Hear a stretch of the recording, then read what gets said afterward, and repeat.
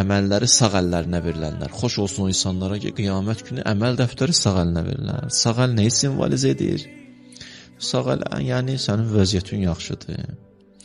Hər şey qaydasındadır, əlhəmdülillah. Bir qrup insanlar əshab-ül məşəmə, onların əməlləri sol əllərinə verirlər. Çünki onlar yalnız və yalnız nə düşünüblər? Yalnız dünya düşünüblər. Dünyada o tərəfə heç nə görmürlər. Dünya üçün yaşadılar, dünya üçün də öldülər. Bitti. Amma üçüncü qrup insanlar hansı insanlardır? Müqərrəb insanlardır. Müqərrəb insanlar o ikinci qrupdan üstün insanlardır.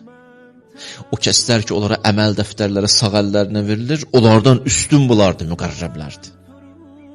Müqərrəblərdir. Xoş olsun bu insanların halına. Və Allah onları tərifləyir Qur'an-ı Kərimdə, buyurur: "Fəəmmə in kana minəl muqarrabin." Mənim müqərrəb bəndələrim fəruhun. Onlar rahatlığın özüdülər. O reyhanun və cənnətun nəim. Onlar cənnətin özüdülər. Həqiqətən onlar rahatlığın özüdülər, aramlığın özüdülər.